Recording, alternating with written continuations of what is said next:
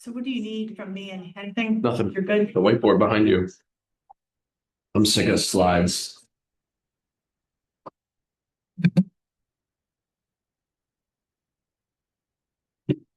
People are really they don't want to learn the slides anymore. Yeah. No, I don't want to at all. But I might have it play the whole time.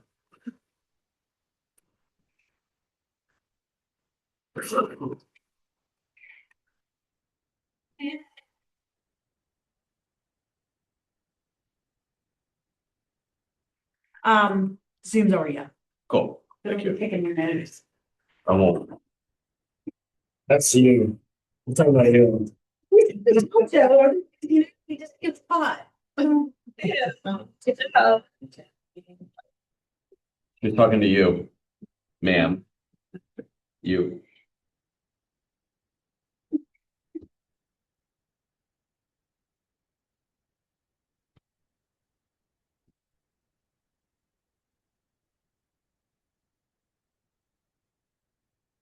Did we save the gross stuff for our bearded lizard, our bearded dragon?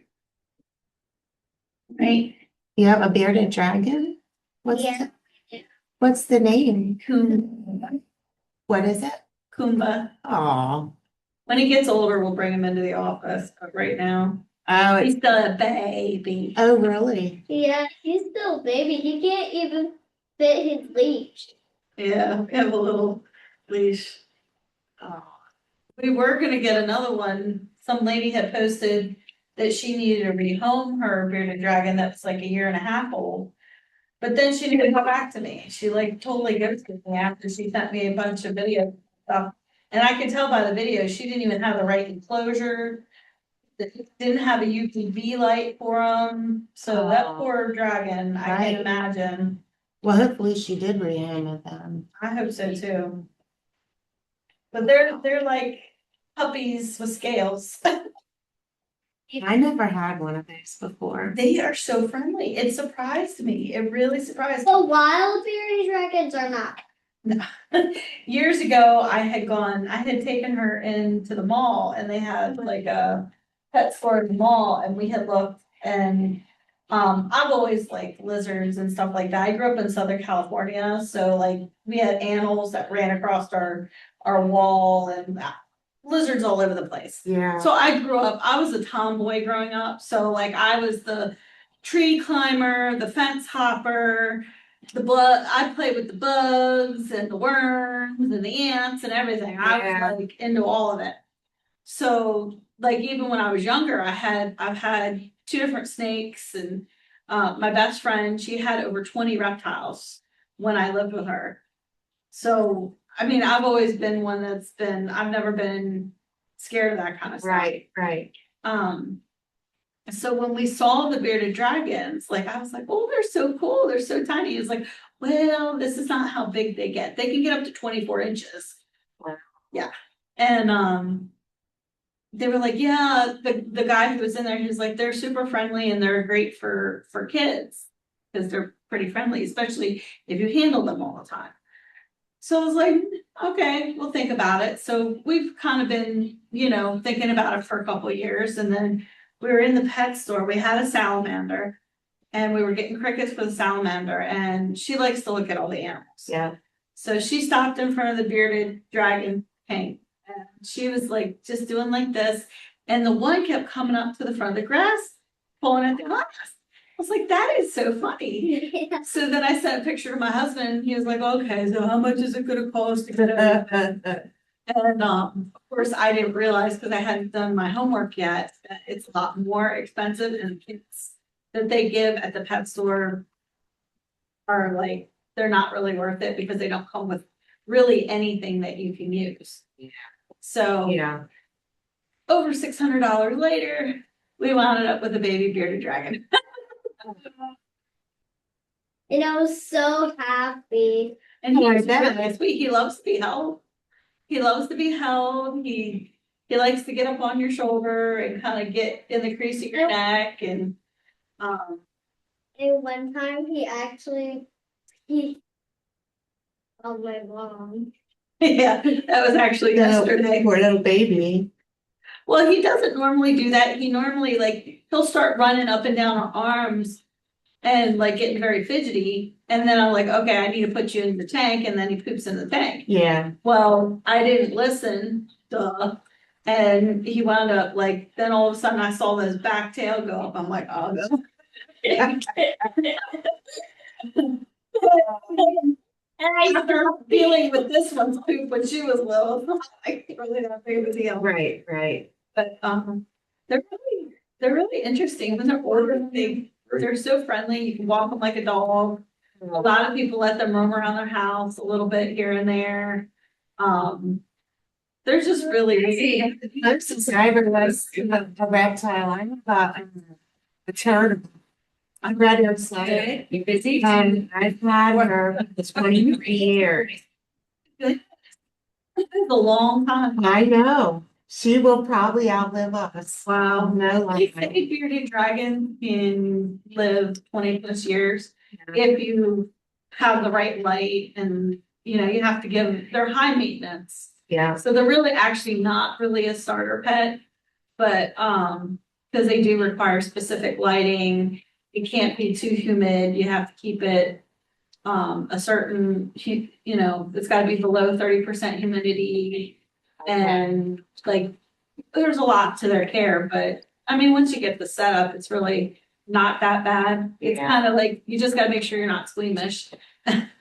Cause he eats crickets, dubia roaches, he eats worms and black fly larvae and a bunch of like stuff you'd be like, ew, that's gross. And that was like, ew. Yeah, I don't know that I could do that. He also eats How does cake. Paul daddy get on here? Eat what? That's Vegetables. Yeah, their diet is supposed to be like, as juveniles and babies, they're supposed to be 80% protein. Wow. So like our bugs, worms, that kind of thing, and 20% vegetation. And then it flops, right? So it's 80% vegetation, 20% protein. Oh, wow. Wow. That's, I love my bearded dragon. I'm sure you do. That's pretty Goomba, right? Is that? They're actually surprisingly very. It's. Yeah, I didn't know that. I didn't know that. A lot of people don't realize that. Everybody thinks, oh, they're just, they're cold-blooded, they're not. But they actually are very affectionate. Yeah. I know people who have savannas that like literally crawl up on them like dogs. And the hell in periods of time. And I would never have one of those because if they do happen to nip you or bite you, you could die very quickly That's crazy. because of the germs that are in the bite. But they're neat pets.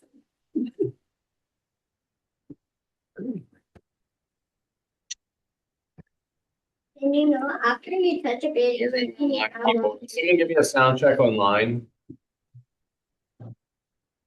Just say hello.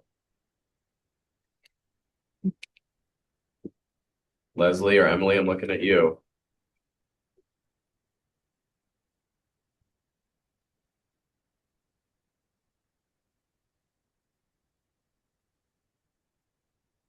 I can hear you. Thank you.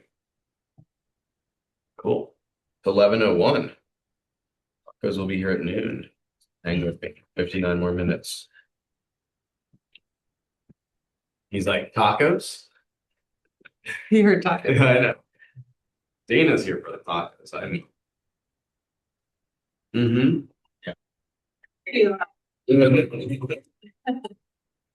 Okay, cool.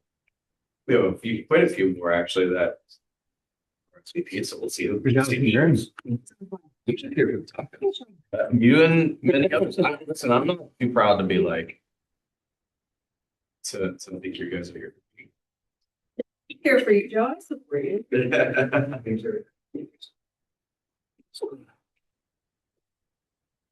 So we're gonna have a conversation today about getting sanity in business.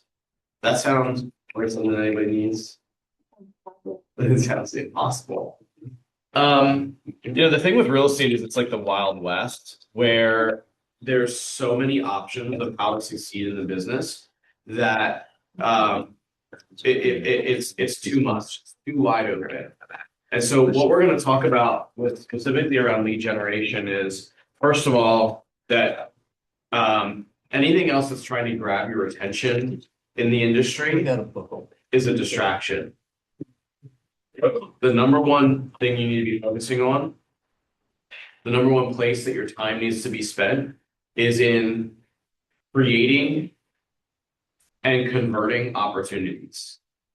It might feel like education, it might feel like learning the tactical side of real estate or all these other things that draw your attention out. But at the end of the day, like your success, your ability to create a scalable, systematic revenue machine is going to come from lead generation. It's the number one constraint in the business. And so that sounds good, but like, where do they come from?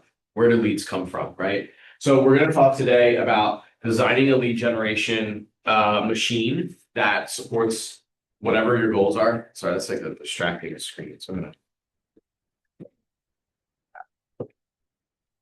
So that's what we're going to talk about. And the problem is really for real estate agents is that like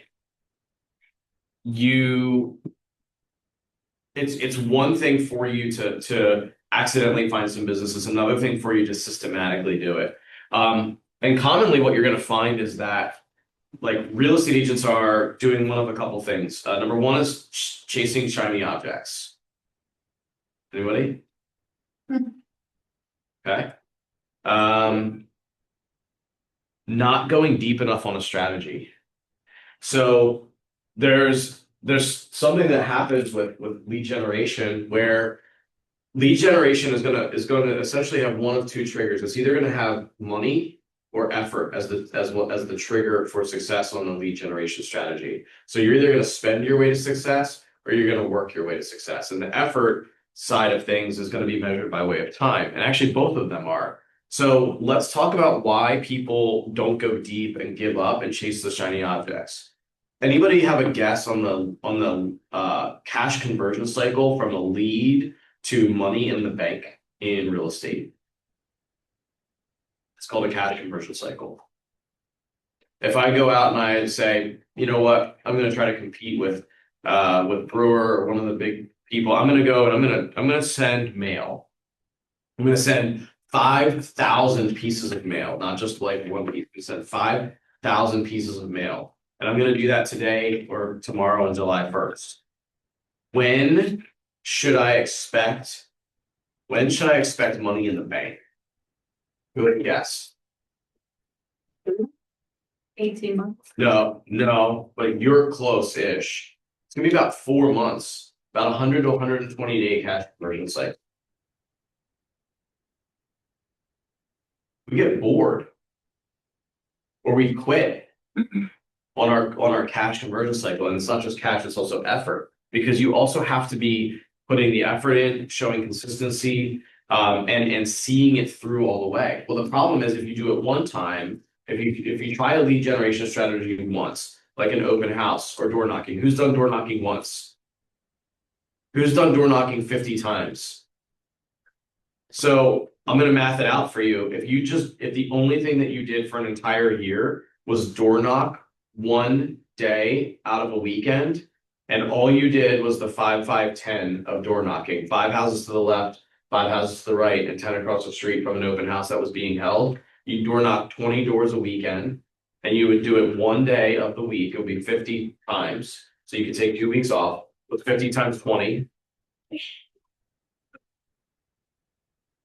1,000. So you're knocking on 1,000 doors in a year.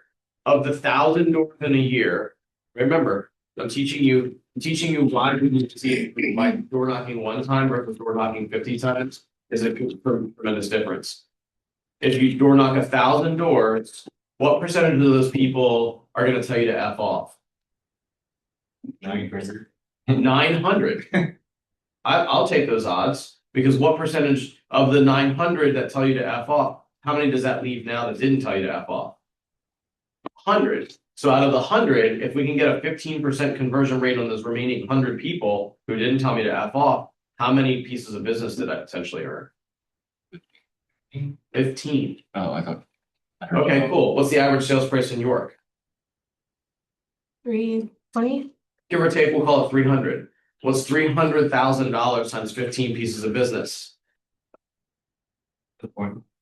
$4.5 million. It is a math. Lee just- You guys didn't know that. Lee just, yeah, right, right. The guy who like dropped out of ninth grade from Redland. I just walked in, shit talking is true. So we door knocked 15 weeks of the year. We got 14 pieces of business, give or take, right? 15 pieces of business. At $300,000, we generated $4.5 million in closed deals from doing one thing 50 times. That's why we need to be okay with being bored. Because if you door knocked one time, what are the odds that you're going to succeed? Very low. Okay, cool. So now you're a glutton for punishment. So you door knock for a month straight. So 4 weeks in a row. What are the odds that you would have succeeded? Better, right? Better. Before. No. Remember, there's only 15 deals in 1,000 doors. So divide 15 divided by 1,000 and tell me what that percentage is.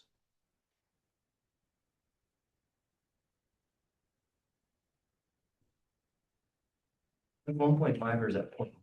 Oh, it's smaller than that, but you're close. 15 divided by 1,000. 3 zeros. 3 zeros. Backwards. Point out. It's 0.15%. So 0.15%. Now here's what that means. For you needed to hear no. You needed to hear no 985 times.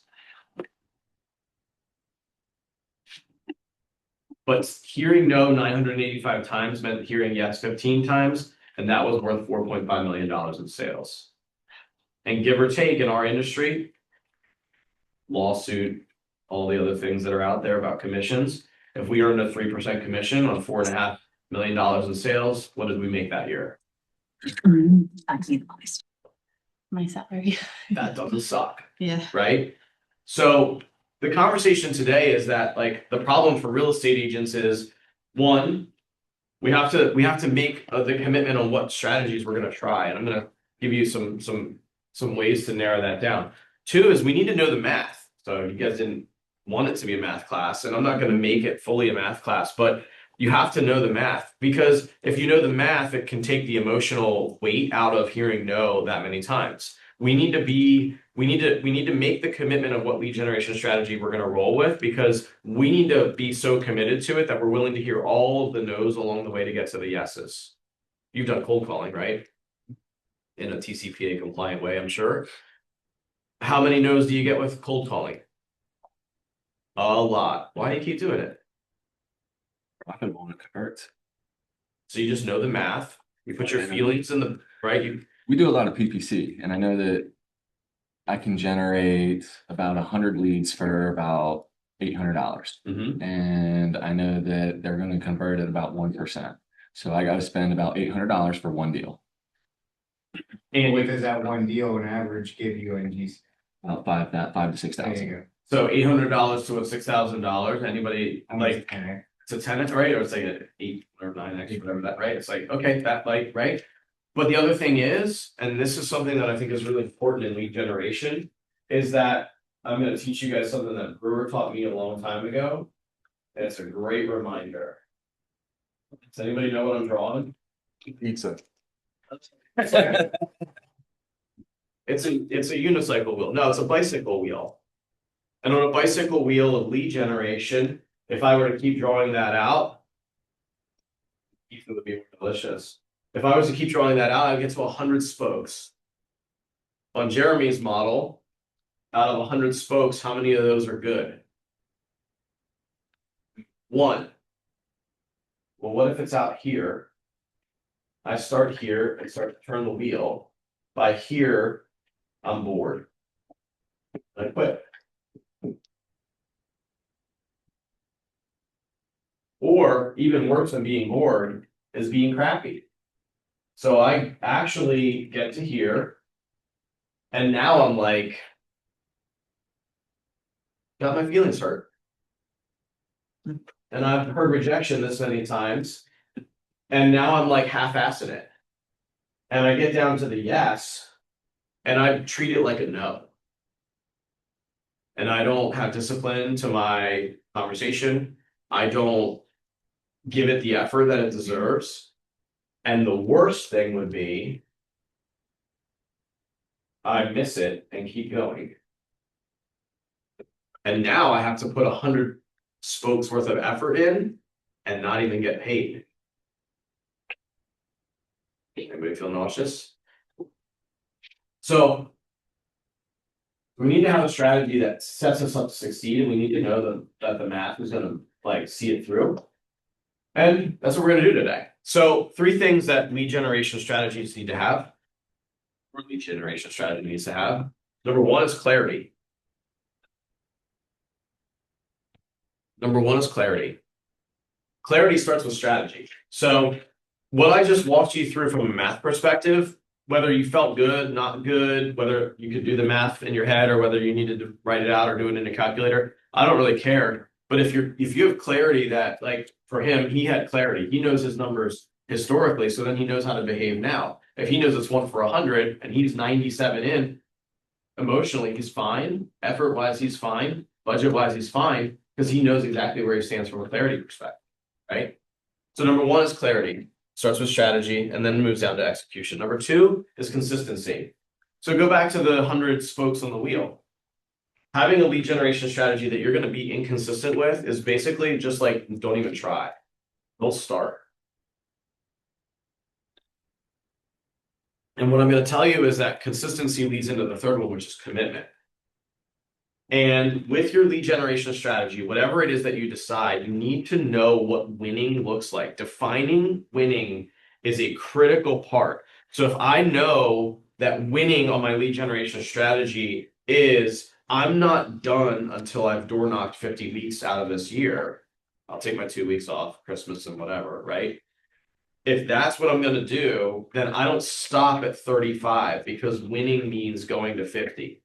So having the clarity on what your strategy is, the consistency to do it all the way through, and not just to do it, but to do it at the best level of excellence the whole way through, and then to be committed to see it through to the end and follow through to done. Define done for whatever it is that you do. So I went into the book Shift. There's an F in there, Shift, children. So I went into the book Shift to pull this out. The book Shift, which there's a copy out there that I think Brian has like duct taped to that stand, you can't get it off. But that book is really gold. And the reason is the title kind of tells you the clue of where the book comes from. The book was written from a practical perspective of how to survive a shifting market. Shifting markets expose lead generation strategies because essentially as the market's going up or down, which they always do one of those 2 things, as they're going up or down, at the bottom of the market, right, when the market is the least good, there's the least amount of deals, leads are tough to come by, they're expensive, and typically agents are exiting the industry like crazy. At the top, the market's really good, leads seem easy, but easy markets raise lazy realtors. And so the Shift book teaches how to basically have a disciplined sales business that's going to survive whatever the market's doing. And so I went into the Shift book, and what I took out of that, and I think is really important, and we're going to use that to kind of lay out the lead gen strategies, is number 1 is that lead generation becomes your number 1 job description. I would write that down. And then to take that to the next level is if you have it as a job description, first of all, do you have a job description? Have you ever written one out?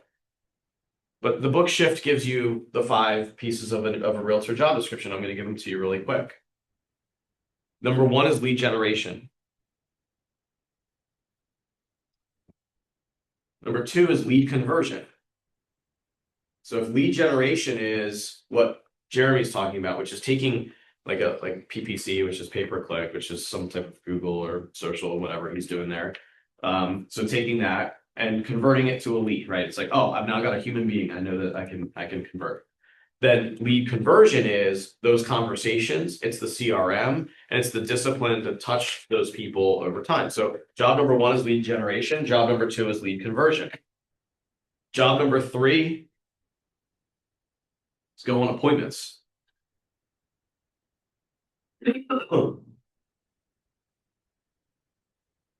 Go on appointments. Appointments definition can be a little hazy, but I would say it's meeting with consumers, serving your consumers. Job number 4 is negotiating deals and signing agreements.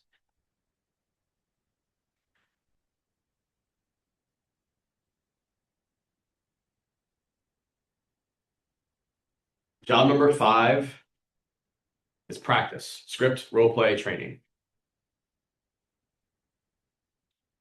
So we start with a conversation around lead generation. I tell you that's job number 1. I give you jobs 1 through 5.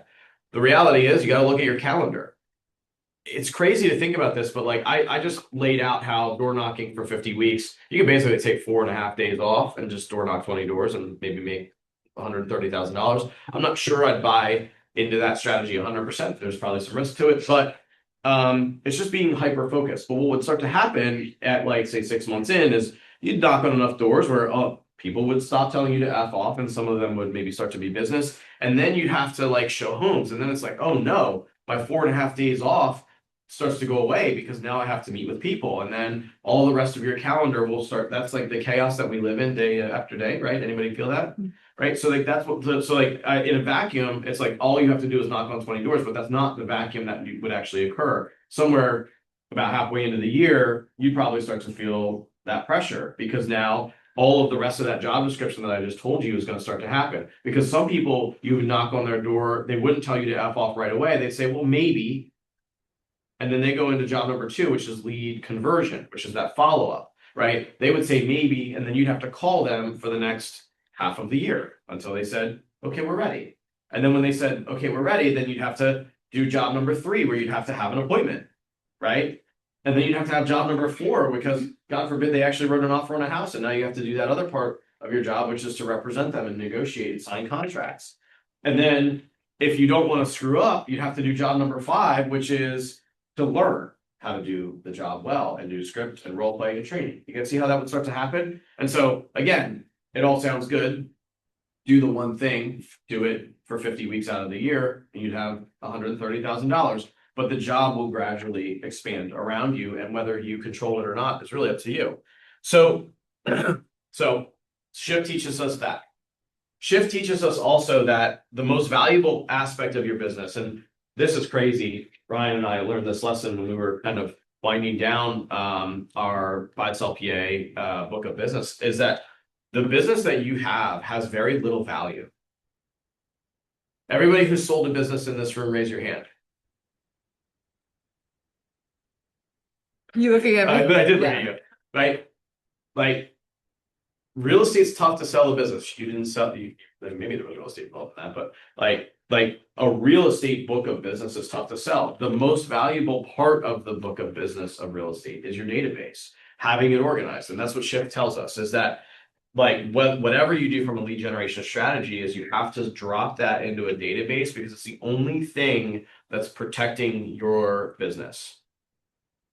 And the last thing that Shift teaches is that skill becomes the most valuable thing that you can work on. So we are in a skill-based market right now. 2021 was like a free-for-all, right? And it was a lot like 2012, 13, like, you know, when markets are good, there's an influx of realtors and skill level drops, the average skill level drops. As the market's gotten harder, market times are going up, it's getting more competitive. Like, anybody have an appraisal comeback cut in the last couple of months? Yeah, right. Like, you do enough business, that'll start to happen. Like, you have to be able to navigate more difficult client situations, more difficult transactional situations. So skill goes up. So skill becomes more valuable than just luck. And as we go into a difficult market, and I'm not saying that our market right now is extraordinarily difficult, but we need to work on our skill. So let's talk about how we decide what lead generation strategy and or lead source is the one that we're going to go with.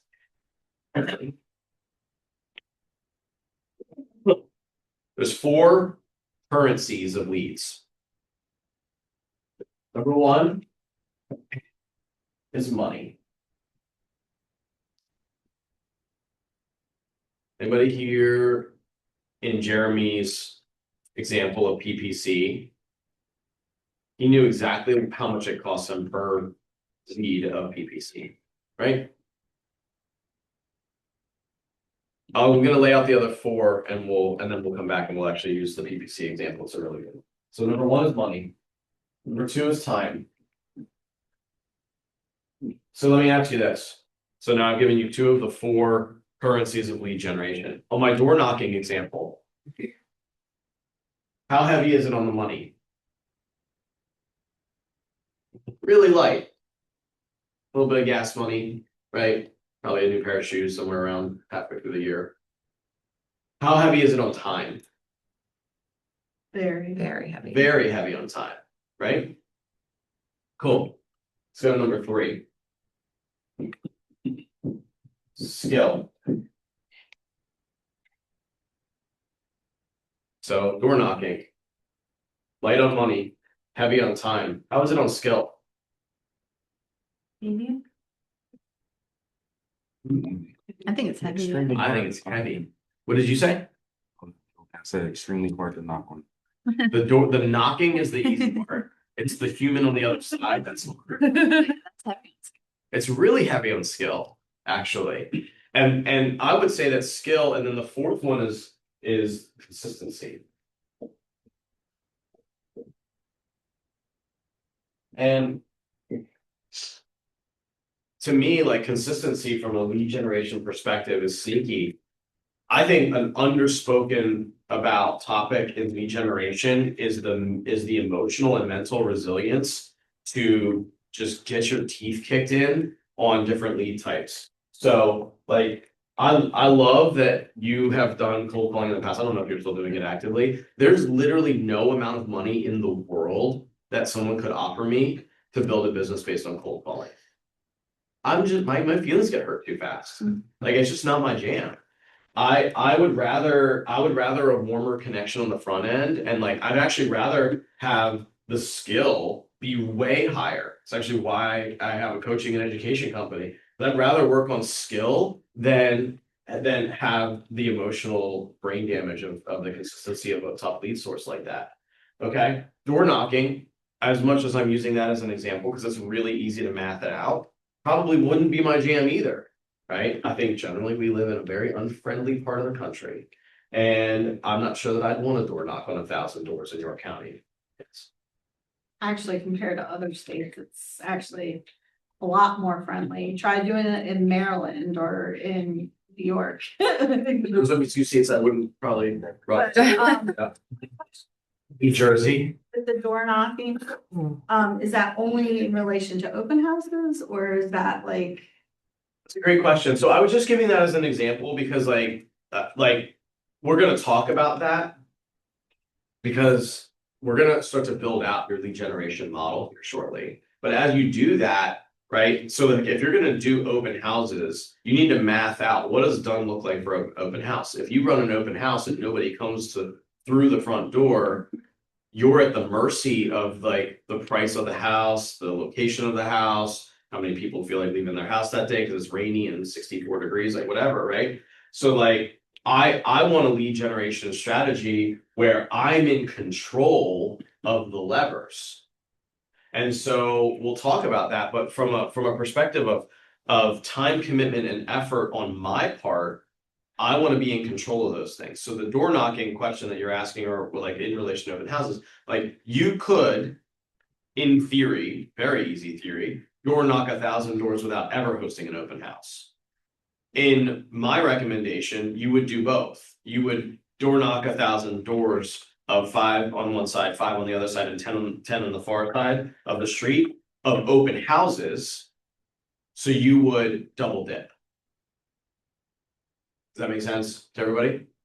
But like, if it's not in relation to, I'm sorry, I'm still Okay. pretty new. If it's not in relation to open houses, then how are you just door knocking? Are you just picking a neighborhood and going around and introducing yourself, or what are you doing? Are you like actively looking for expired or whatever leads and then going to that area and door knocking, or? So this is that wide open thing I started with at the beginning of about real estate, is like every single thing that's come out of your mouth is a viable option. Every one of them, right? You could right? Could you go and do expired door knocking? Yes. Could you pick a random neighborhood and door knock? Also, yes. So any of those is a possibility. And my math didn't care which ones they were. It was just 1,000 doors. So I think for like to answer your question is like, if I was designing my own lead generation strategy, I would probably, and we're gonna move into this right now, is I would be thinking ahead to like, what is the audience or demographic that I'm gonna have a chance to talk to? A random neighborhood is gonna have a different demographic than a neighborhood that is around an open house where business is already happening, or people who are expired, because expired people have the most number one indicator that I want, which is they've already had a freaking sign in the yard. Right? They've already gone through the process of listing their property. So I don't have to convince them that they should sell their property. They've shown that they have it, right? So yeah, so we'll get into that in a second here. But I just wanted to show you this, right? So actually, like PPC is at scale can be high money. And also high consistency, because you have to have quantity. Cold calling is high skill. Sphere is high consistency. Your database is high consistency. You know, there's people out there that are just not really consistent people. That's sometimes an excuse, but reality is like they're just they struggle with that. So you have to like design a system around you to create consistency if you're going to work your database. Your database is going to convert multiple times better than random strangers. Like, I would rather you go through your phone and pick 1,000 contacts out of your phone to call randomly than go and pick a random neighborhood to door knock 1,000 random doors. And yet both of them will lead to business. So you choose, right? But I just wanted to show you. So those are the 4 currencies. So we're gonna go through. We're gonna go through, and these sort of lead us to the filters that I want you to think of for all of your lead generation strategy. So number 1 is going to be the market. So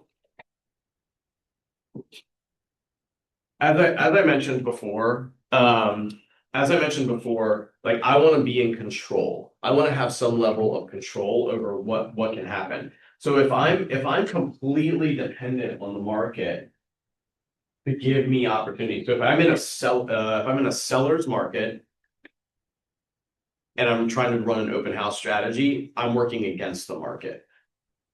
You guys follow me? So being aware of that is like one of the filters I need to have. Number 2 filter is going to be my strengths.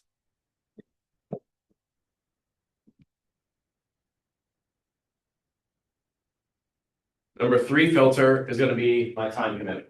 So it goes back to the 4 currencies, right? You're starting to see, like, I want to make sure that my time, like the time that I'm willing to commit matches the time of the currency of the lead source. I want to make sure that, like, if it's a high skill, lead source that requires me to be like very good at communication or very good at sales, that's a strength I have or a strength I'm willing to work on. And then the 4th one is going to be budget.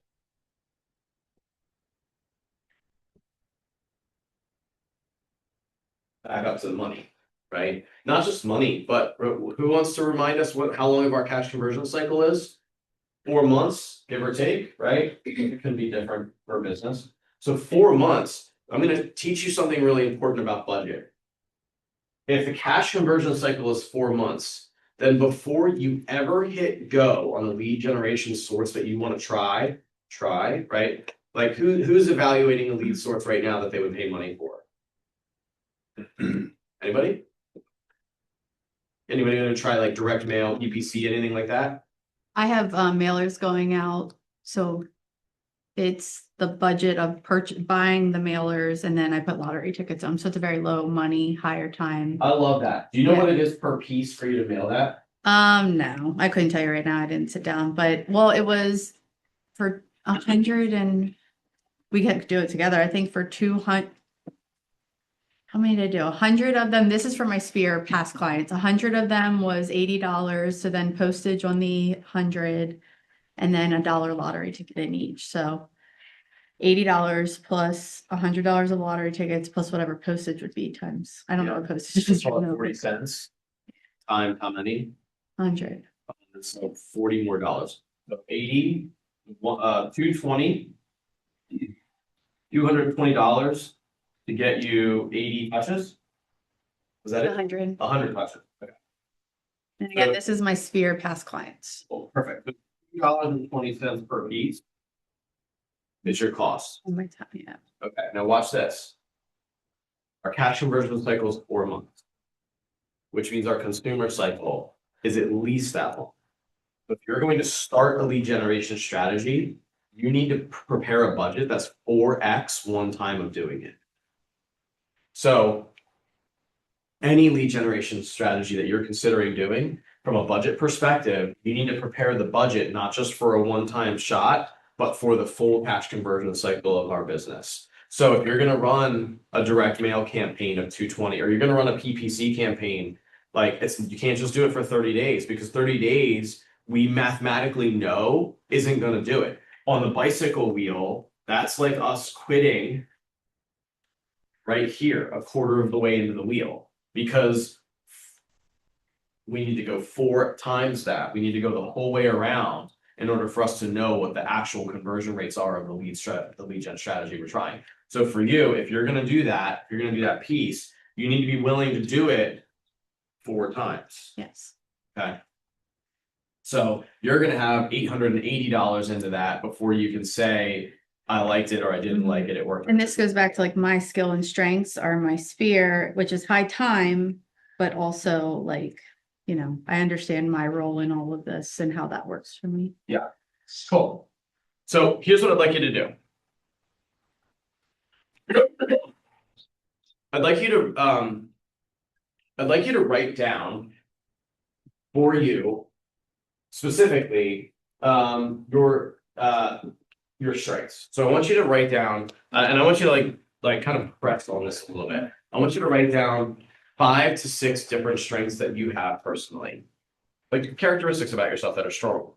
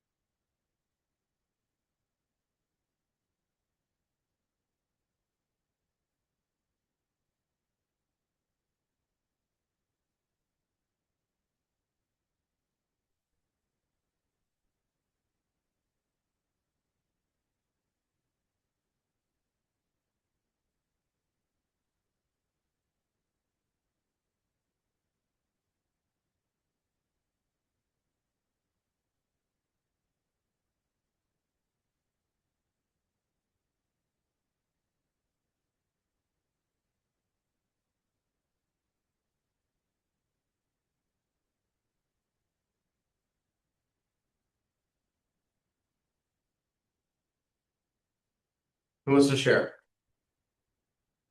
You're right. I only thought of three, still thinking of more, but out there, Yeah. one strength is I'm a people person. Okay. Second strength is I'm a go-getter. Okay. Third strength is discipline from being in the military. Okay. Still thinking of two more. That's good. That's good. What for you? I have dependable, honest, willingness to learn. I'm a people person. Awesome. People. Okay, that's good. Thank you. Yeah, Jeremy. It's a patience, persistency, communication. I like that. That's really good. Who else? Anybody on this side?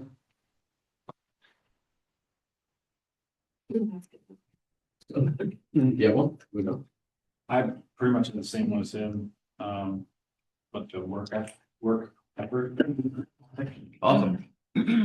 So here's what we're gonna do. I'm gonna start to wrangle this down, and we're gonna draft a list of the different lead strategies that are out there. What I need you to think about is like, what are the strengths that you bring that match a lead generation strategy? Because here's the thing. So we talked about like the way we audit a lead source, right? We're auditing it based on market or the market type that we want to have, our strengths, the time we're willing to commit, and the budget. But leads are going to come to us by one of two ways. Leads are going to come by way of either marketing or prospecting. And what I'm going to tell you is that realtors love to talk about this, which is marketing, because we are all weenies. And marketing is we put a message out and we wait for the customer to take action. That's what marketing is. So marketing is we put a message out, the customer takes action. Why do we like that? Why are we predisposed to that? Is because marketing is rejection free. We spend the money, we put the message out, and we don't have to hear no. Even though if we put a billboard on the highway, literally every day, 10,000 people are driving by saying no because they're not calling you. But we don't have to hear it. In prospecting, so marketing is message, we put a message out, the customer takes the action. Prospecting, we take action and we deliver our message to the customer. Okay, so this is trapping and this is hunting. What we're going to do, one more factor we need to talk about, is audience. And this is the last piece of like starting to pull that whole lead generation model together. So you've considered these characteristics of leads. These are the characteristics. These are the way we audit it. Now we start to think, okay, cool. Now the way that I'm going to actually do the lead generation is going to come down to one of these two things. We're going to make a list of these two things. But either way, we need to think of our audience. And this actually goes to your question about, well, what doors am I going to knock? This is the question, what doors are you going to knock? You have a choice to think about here is, do you want a targeted audience or do you want a general audience? You have to think, remember, go back what I said. You need to ask, what does done look like? If I want to grow my database, I don't care if they were expired or any of those other factors, right? I just want to grow humans. I just want to find names and phone numbers. But if I want to find sellers, do I want to make sure that when I'm scrubbing a data list that they own the home? Do I want to remove rentals? Yes, right? If I want to find buyers, I want to look for people who are having indicators that they actually want to purchase a home, right? You see what starts to happen there? It allows you to be more strategic. So let's go ahead and make a list of all of the possibilities of marketing and prospecting, and we're going to label them as marketing and prospecting. So what are the different possible lead generation strategies? I'll give you the one freebie. Or not.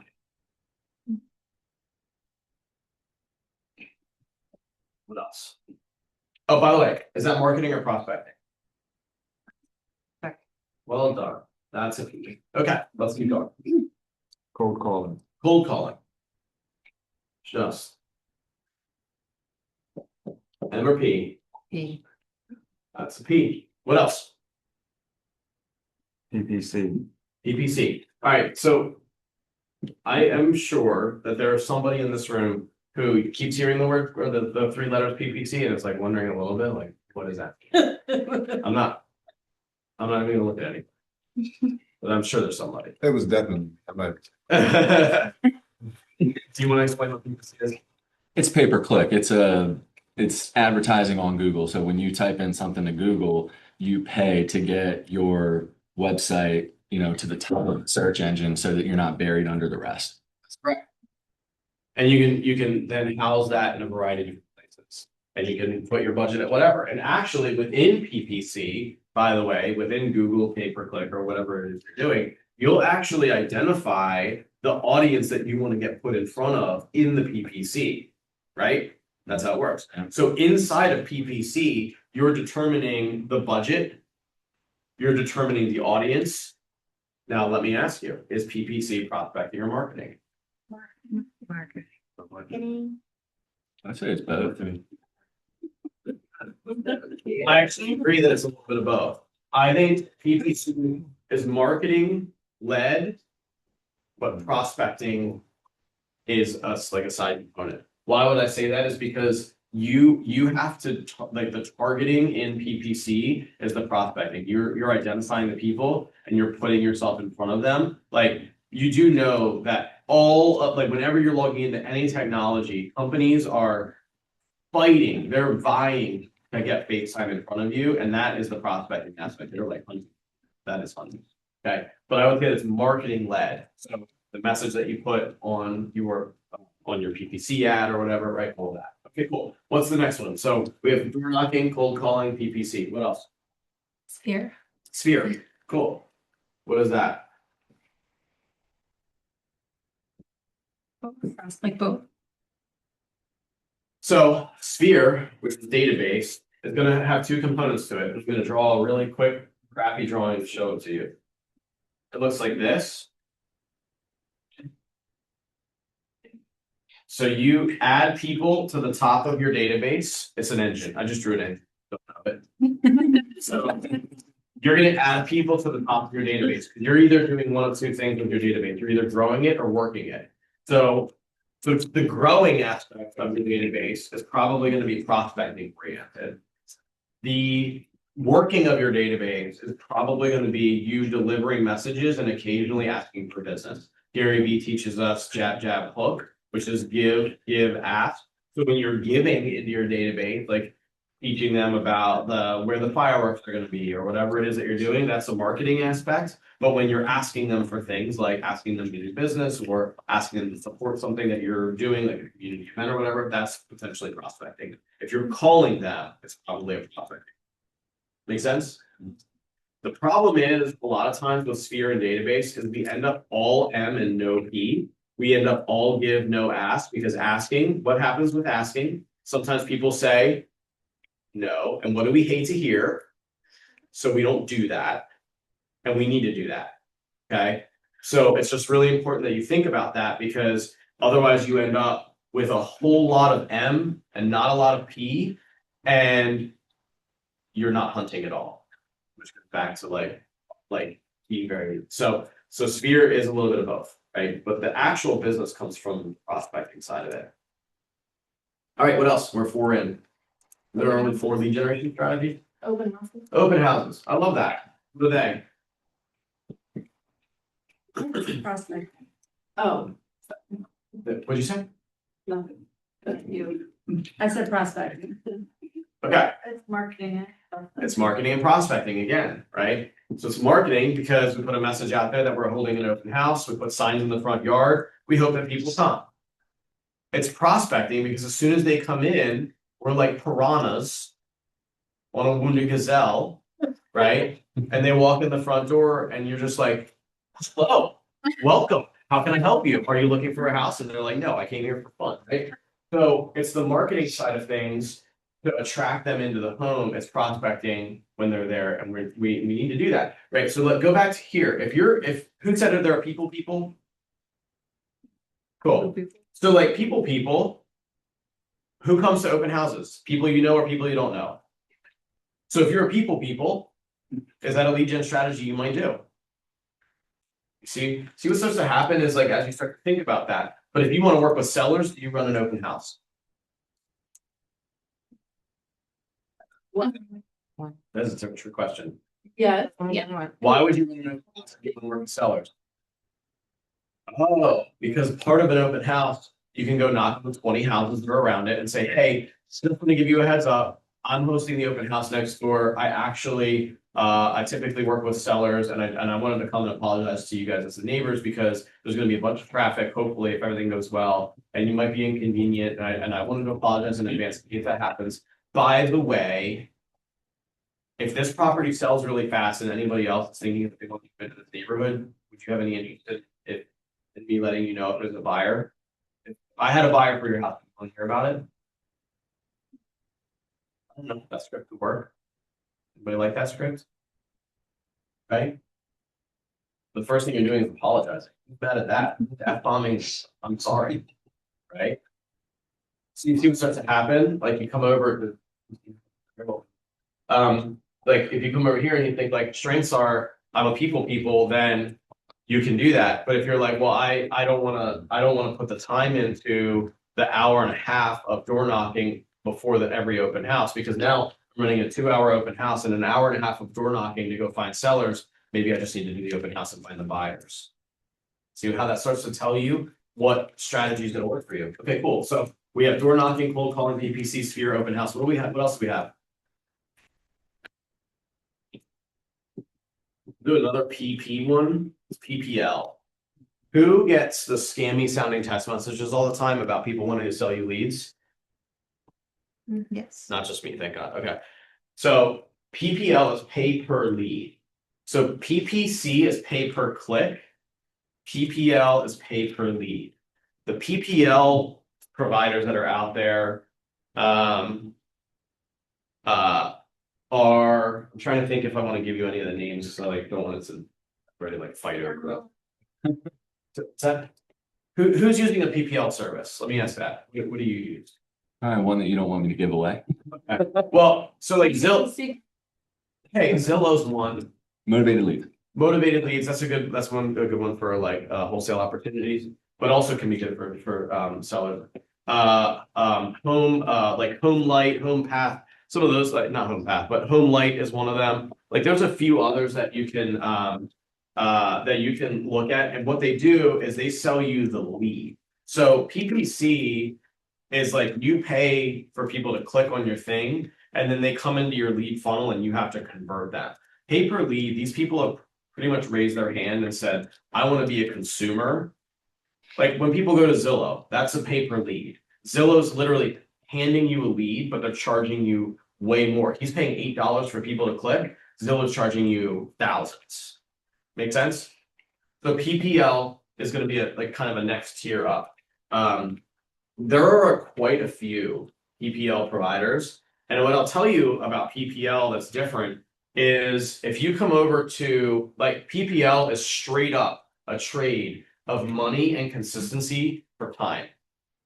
You're going to pay more money and not have to do all the work that he has to do for PPC, and it's fast tracking you further in the lead funnel. Make sense? It is mostly marketing because you spend money and then other people take action. What other lead sources do we have? I'm going to speed it up. We have direct mail. So I love it because you're using direct mail for your sphere. I think you should be conscious of this. The item that you're using doesn't necessarily mean that's the type of lead generation it is. Right. I was thinking like mass mailers versus Correct. mine is prospecting because I know my audience of what I'm That's doing. exactly what it is. So yours is actually sphere database work, but being done by way of direct mail. I'm not generating new leads. You're actually working your database by doing that. And I get like mass mail from Kate Brocious to my house to sell my house. I know where that's coming from. That's exactly. Direct mail, like Kate who's sending out thousands, Yeah. that's going to be a different. That's going to be more marketing. Now, direct mail, another combo. Here's what it is. You're prospecting because you need to identify the audience that you want to target. Remember, go back up. We need to go marketing, prospecting, and then audience. The direct mail is prospecting first because I need to identify the audience that I want to target and I want to pull their demographic. I'm going to tell you guys, data is super stalkery right now. Like they can tell what your latest major transactions were. They know your credit score. Like those companies on the back end of our data. There's only 3, give or take, the mortgage persons in the world. Or they know all that stuff. right? Because you guys are using, you're probably using a lot of predictive analytics on the back end of data for marketing, right? Like, it's crazy. Over at Integrity, like, their data budget is like almost 10 grand a month. So, so it gets really wild there. And there's a lot of predictive indicators. Like, if you have a grass notice, like if you have a municipal violation for tall grass, you're more likely to sell your property in the next 12 months. So, by the way, if you wanted to like go hunting and prospecting for people and door knock on houses and all that other stuff, like thinking of the audience and the indicators of that audience will help you get ahead. But anyway, direct mail, you prospect because you target those people and you go hunting for them, but then you market to them. Because I'm going to ask a different question: who here has gotten a piece of mail and done business with that company because they got a piece of mail?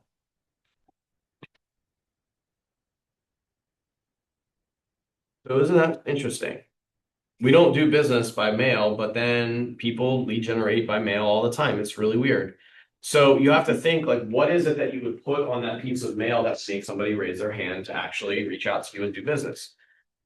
The numbers are scary bad. It's about 0.15% response rate for conversion on direct mail. So the reason that people like Integrity First or even Kate have to do a bulk amount is because to send 25 to 30,000 pieces of mail, you're hoping you get just enough responses that it actually is like you can find the deals in there. So direct mail. What else?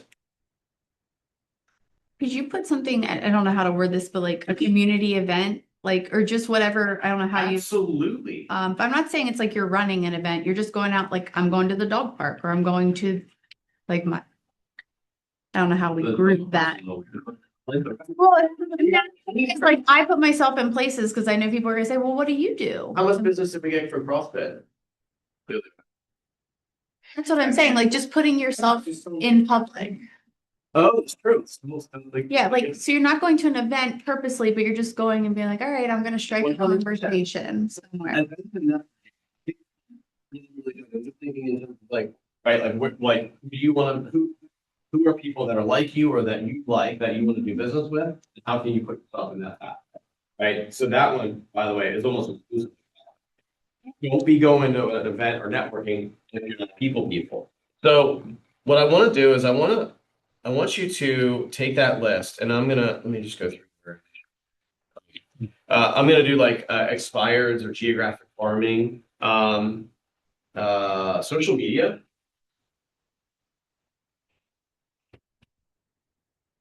Social media is funny because we value the wrong thing. We value the likes or the traffic, but I've never paid a mortgage payment with a thumbs up. So how do we take social media and turn it into actual opportunities? We need to take that, and social media becomes a vector for prospecting. It has to be. So if you're just putting shit out there, dang it, so good. If you're putting stuff out there just for the sake of like ego or likes or thumbs up, but you're not turning it into actual relationship that can be monetized, it's not really lead generation. Don't lie to yourself. It's a huge miss. It's a huge miss. A lot of people do that. And a lot, like, I get it. There's like the give type of stuff out there. But if you never have a mechanism on social media for true relationship development, and sometimes that's a little funky and weird, and you're like dropping into people's DMs. And I'm sure you guys get that. Anybody ever get somebody who drops in your DM and you're like, are we friends or are you trying to sell me something? Okay. Right. But like, hey, props to them for doing it. Even if you get it, even if you're the one that gives them a no, or I'm the one that gives them a no, somebody out there might be like, yeah, sure. You know who really does well with that? Like the fitnessy type health influencer, not, I'm gonna make a, like the moms, they crush that, right? Because they create commonalities with their girls or their friends. And then all of a sudden, next thing you know, it's like, you feel good, you're buying some supplements from them. Anybody ever do that? Am I, is this crazy, or is that this is a very real thing, right? Okay. Guys, we don't do that as much, although the nutrition stuff is big. But so like thinking of that from a social media perspective, how do you do that? Now, here's what I want you to do.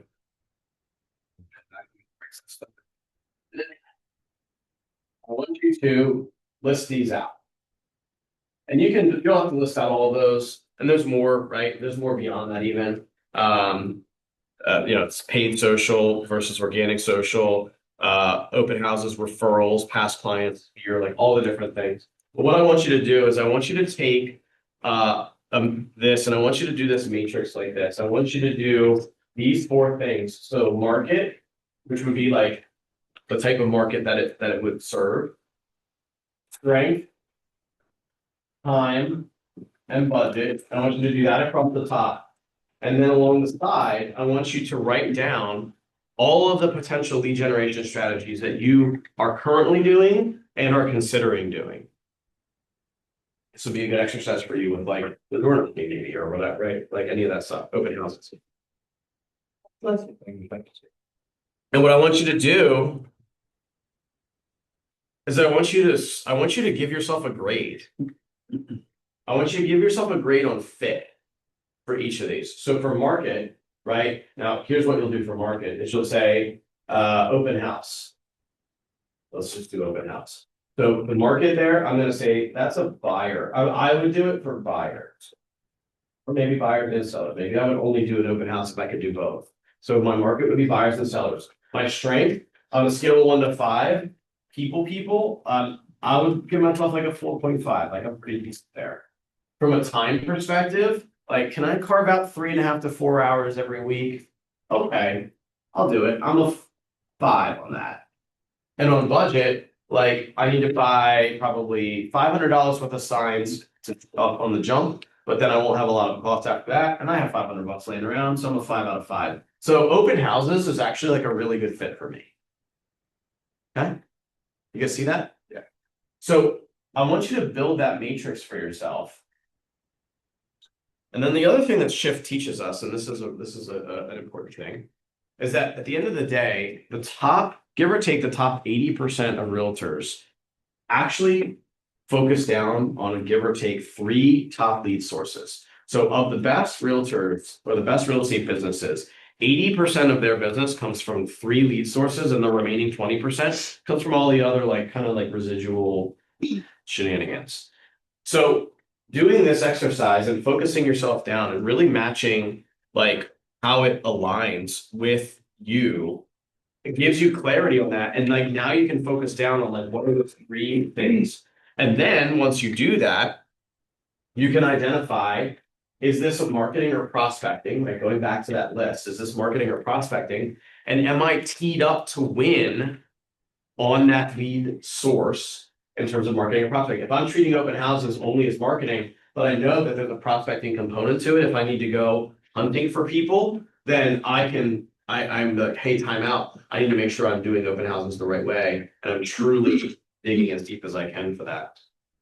So my ask for you guys is to build your lead generation strategy. So run this matrix, run it on your current stuff. Find out if there's something that you're currently doing that like you're not in total alignment with. That's fine. I'd rather you say no fast to something that you currently do. Don't do it just because you think you need to keep doing it. And get yourself down to your top 3 things. Once you do that, then you have a primary strategy, your secondary strategy, and then you put those on your calendar. So the final piece of building your lead generation model, once you make the commitment and you understand what the pieces are and how they work, is then you have to move it to your calendar. Because what's your number 1 job? From the beginning of the class, what's the number 1 job? Is lead generation. So in order of things that go on my calendar, it's this: family, things that make me money, all the other stuff. The lead generation is number 1 after family and like your personal stuff. So protect your personal stuff, otherwise life will become chaotic. And then from there, put your lead generation as your number 1 job. If you had to, like, we have the benefit and the curse of no bosses. If you had to clock in and clock out and report on a weekly basis on what you did in your job this week as a real estate agent, how would your job report go? Would it be A+? Would it be D-? Right? Like, what would it be? So I think that if you're really honest about that, then when you start to think about lead generation as the number 1 piece of your job description, You have to be honest about that. You have to make time for it. It has to show up on your calendar, and you have to be thinking about it like this. Because if you were clocking in and clocking out for a job, you would think about your job like this. You'd think about, how would I win? How would I make my fit? If you're going to work a 40-hour work week as a real estate agent, how would 15 of my hours be spent really smartly? You're not just going to be out there like winging it, hoping and praying that people call you. That's not a real strategy. You'd be thinking about it like this. What are my top three things I'm going to do? How do they align with me? What's the expectation I need to have for time and budget? Like your mail thing, right? It's like, cool. I went from like, I'm sending 100 pieces of mail out and I'm getting some lottery tickets, to I need to have $880 ready to spend. I need to know exactly how that's going to look for 4 months. And then what am I expecting out of that? If you spend $880 and get $0 back, probably not the best investment. But if you spend $880 and get one deal, you're probably in line with him, and it's 10x. And that's like, now we're thinking like business people. Is that cool? All right. I don't see tacos, but I'm sure they're back there. There we go. All right. Cool. All right. Give me like 2 or 3 ahas from today. 2 or 3 ahas. I like when you know your strengths, you should be doing 2 or 3 things. Because that kind of made me feel like, all right, you're on, because I'm not doing what Jeremy's doing. And I know I'm not, right? But like being at peace with you're on the right track if you're doing that. Yeah. I don't know if that's an aha, but solidifying like, okay, we're on the right track. So, Yes. it's my first time being here and I have a lot of time on my hands. So when you said time, it's like, okay, great. This I'm transferring from becoming this, like, I'm a chef, so I want to find something new. Yeah. And I had a lot of time on my hands. So when you said time, I was like, oh, perfect, I'm here. So Dude, that's awesome. There's a lot of people that will trade money for time. Like a ton. yeah. Who has DoorDash on their phone? You're one of them. You're one of them. Like, there's a ton of people out there that will trade money for time, right? Like, I don't want to drive the 1.5 miles down the road, so I'll spend $9 extra on my meal to get it delivered to me, right? So your card that so for you, right? Like if you have time, like leaning into the lead sources, because that's probably fresher air. There's less people willing to invest their time because they're looking for the easy button that they're willing to spend money on. So if you have time and it's a commodity that other people won't spend, Because like some days I sit at work and work like I say 120 hours every 2 weeks and nothing might not go on. Mhm. What am I doing? I'm just wasting time. I'm just sitting here doing nothing, just prepping, and prep is done. It's like, Yeah. I need something to keep me occupied. So finding something that you can do that takes advantage of that thing that commodity that you've got. That's good. Really good. Give me one or two more. Yeah. The difference between door hangers and door knocking. Mm-hmm. Door hangers are marketing Yeah. and it's like a mailer maybe, I don't know. Yeah. Door knocking might be more successful. Yeah. So. Door hanger is like you like hang it. To run off. guy, and like I have like 6 trees and 3 of them need to get cut down, and this guy like he like hung it on the door and was just bolting off. I was like, I actually need your help, but you're so far off like down the road, I can't even ask to do business with you. So Like, yeah, I can see you. I know. So I get it. Yeah, that's a real thing. Yep. And by the way, that makes you think differently about the door hanger. Because if you're doing a door hanger and it's basically just like a glorified flyer, you have to ask, like, why am I putting that on somebody's door? What action am I expecting them to take? Yeah. Like, I'm basically just like bringing a website and like, it's like, has anybody ever printed an email out? It's like, that's what you're doing. Like, hey, let me print this email and bring it to you. Like, bro, just hit send, right? So when you do a door hanger, if it doesn't have interesting information or a call to action, you're just dropping an email off to somebody. Like, hey, here's this thing. You could have searched it on Google. You probably already did, but here it is again, right? So it makes you think differently about like what you're delivering from a value perspective and what are you actually expecting it to do. Did you do door knocking? What's that? Did you do door knocking? When we did open houses, we did, I don't brag or anything, but before the Keller Williams playbooks were written that had the 7-level open houses and all that stuff, when we did our listing presentations, we had what we called listing launch, which included door knocking around an open house. Then like we sort of like built that out, and then now it's like if you guys ever use or buy the KW playbooks, like, that's actually one of the things that they recommend in there. Jackson's been running that play for a year, right? What's that? Yeah. The KW playbooks. They're like spiral bound playbooks. What's that? Are they by Julie? Yeah. Yeah. That's. Yep. Jackson's been using that same play about a year now. I would say it's really started bringing the results. It works. No kidding. Makes the cold falling a lot easier though. Yeah. That's like the main thing. Yeah. Like any of them will work.